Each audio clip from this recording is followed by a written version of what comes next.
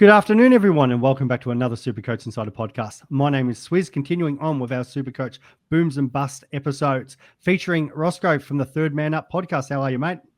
Yeah, very good. How are you? I'm hopefully going to drop some revelations about who I think can smash it and who I think is going to flop this year. But, see if it's controversial or see if the majority agree.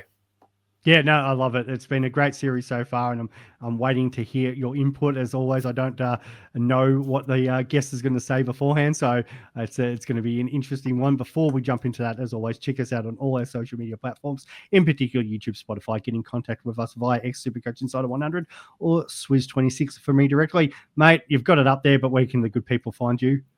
So third_man up on Twitter, and I'm looking to become a regular feature on the Supercoach Swordplay podcast with DR Spills and Janeth this year. So Supercoach Swordplay with DR on YouTube as well. Awesome. And they are part of the preseason guide team. If you haven't got yours already, go grab it. Swizz 10 to get yourself a discount on that. All right, mate. Booms and busts. Let's start with the good, the boom. Who you think is going to absolutely kick it this year? So I did have some uncertainty over him earlier on, but assuming he stays fit, my boom for the season is going to be Dane Zorko. I think he is set with the early run that the Lions have got to start off really, really big. And I think it could hurt a lot of players choosing to ignore him and leave him out of their sides early on in the year, especially. 123 last week versus the Crows in their preseason game.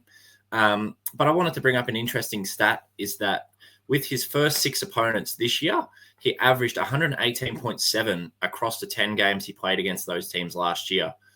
And that includes a whopping 161 versus Richmond, 141 versus my beloved Saints, and a 129 versus the Sydney Swans. So that gives me the indication that he could score really, really well to start the season. Similar to Tom Green as well last year, who sort of came out like a house on fire and left a lot of people rushing desperately to get him in. I can see Dane Zorko being that man, Kadeen Coleman out as well. And potentially, yet to be confirmed, but with this Geelong game in round 0, possibly looking like it could get moved to round 3 with the Cyclone, it looks like he could avoid an early bye as well, which would not only make him, an even more tantalizing option for us super coaches. So I'm going to take Dane Zorko as my boom.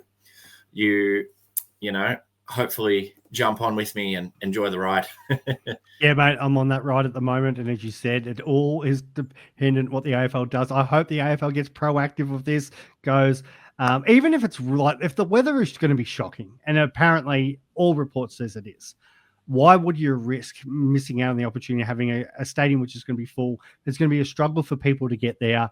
It's just the common sense. I know, I think DR was suggesting in our group chat that they could potentially swap the games around and maybe just play at Geelong in this round 0 and then put the Brisbane game later in the year.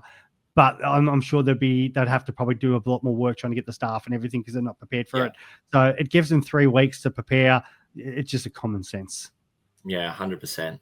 I think hopefully that's what they should do. Yeah.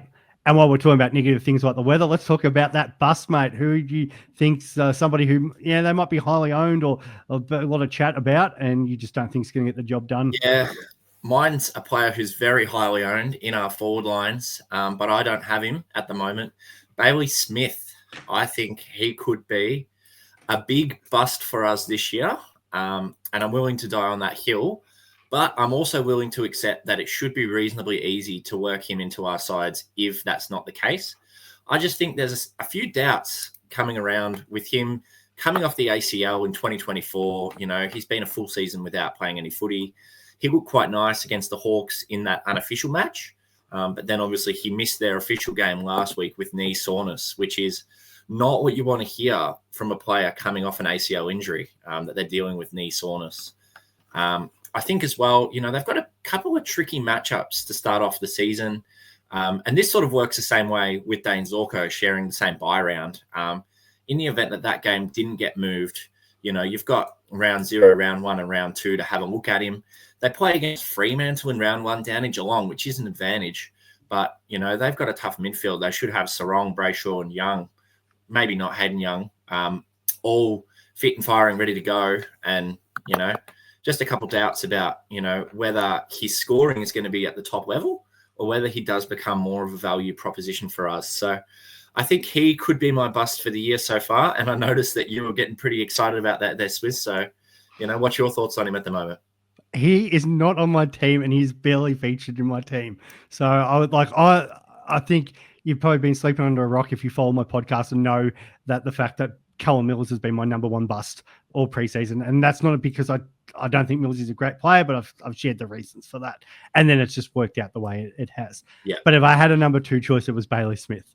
So I'm 100% on that train. I was bagging Chris out on X because he had Smith in his team the other day.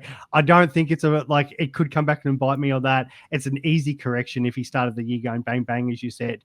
But yeah, there's so many reasons why I'm not looking at starting him, because we don't know how he's going to come back from that ACL. We don't know the midfield split times. They've still got some great players, the Cats. So I think it's going to take some time for him to work into that system, get his confidence back in his body. It's going to be a slow start. I can see myself owning him at some point throughout the year, but as a start pick, I think it's a bust, because you're going to miss out on probably getting value out of somebody else in our forward line, and you can still able to pick him up for not that much more later in the season. And that's the thing. It could still change. Say they don't move the game in round 0. We get a look at him, and then we can really make a clearer observation of how he goes. But if they move that game, you're sort of looking blind into round 1 against Fremantle, and you're sort of thinking, well, is he fit? Is he going to play? And it just leaves a lot of question marks for me and for you as well. So pretty happy to take him as my bust at the moment.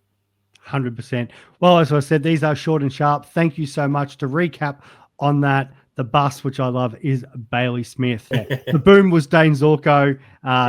Both of them. One's in my team, one's not. And I'm glad I agree with you, mate. Beautiful. Beautiful, guys. Thank you. Continue to check out our Boom and Bust series. Rossco, thank you so much for joining us. No worries. Cheers for having me on. All the best. No problems. See you guys.